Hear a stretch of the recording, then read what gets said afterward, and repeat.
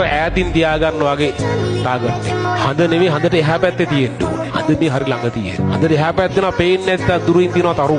ඒ තරු වලින් වගේ ඩෙස්ටිනේෂන් එක මාක් කරා. අන්තිම ටාගට් එකේ ඈත දුරින් මාක් කරා. අකණ්ඩව දිගටම මේ ගමන යන්න. නවත්තන්න එපා. හිමින් උනාට කමක් නැහැ. හයියෙන් දුවන්න පුළුවන් වෙලාවට හයියෙන් දුවන්න. අති වැටුනොත් හිමින් හරියන්න. තුවාල වුණොත් බඩ ගාගෙන හරියන්න. නවත්තන්න එපා. දිගටම යන්න. ඔයාට වඩා දක්ෂයෝ ඕන තරම් හම්බ වෙයි. ඔයාව පහු කරන් දුවගෙන යන උඹට හම්බ වෙයි මේ යන ගමන. යන්න දෙන්න. ඔයාව මෙෂර් කරන්න. ඔයාව මෙෂර් කරලා ඔයාගේ වර්ධනේ හැමදාම බලන්න. ඔයාට වඩා දක්ෂයෝ ඉන්නවා. ඒක කරන් දෙයක් නැහැ. උන්ට යන්න දෙන්න. අද නනවත්තව දිගටම යන්න. ඔයා ටික යනවා වාගර පහු කරන් ගිය සමහරක් යෝ මගදී හම්බ වෙයි. සමහරක් යෝ හැප්පිලා මැරලා ඉන්නවා. සමහරක් යෝ කහුල් කැඩලා වැටලා ඉන්නවා. අතර හාව වගේ බුදිය ගත්තේ උන් ඉන්නවා. විවිධ උන් හම්බ වෙයි. ඔයා යන්න. නවත්තන්න එපා යන්න. අකණ්ඩව යන්න. මේ අද විවිධ දේවල් වෙයි. වැරදි, වැරදෙයි, අජං වැටෙයි, අපරාධ වෙයි. එක ඒවා වෙයි. නවත්තන්න එපා.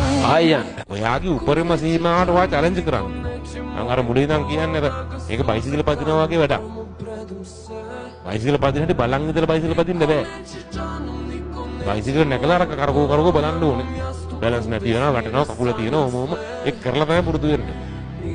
එක් බයිසිකල් පදිද්දී හොඳට බලන්න කකුල මෙහෙම තිබ්බා, දැන් මෙහෙම තිබ්බා. එහෙම බෑ. පීන්නවත් ඒ වගේ තමයි. වතුරට බහැලා බලන්න. මෙහෙම අත තිබ්බා ඊළඟට මෙහෙම ගත්තා. එහෙම බෑ. ඒක කරලා පුරුදු වෙන්න ඕනේ. ගණන් හැදිල්ලත් එහෙම තමයි. ප්‍රශ්නය කියවලා මොකද්ද මේ කියන්නේ කියලා තේරුම් අරගෙන තනියෙන් හිතලා හදන එක පුරුදු වෙන්න. ප්‍රැක්ටිස් කරන්න. වාගේ උපරිම සීමාව මොකද්ද? ඒකට ඔයාම අභියෝග කරගන්න. එමුණොත් තමයි වාට බැරි දේවල් ටික පුළුවන්. හැකියලා හිතියොත් පුළුවන් වෙන්නේ.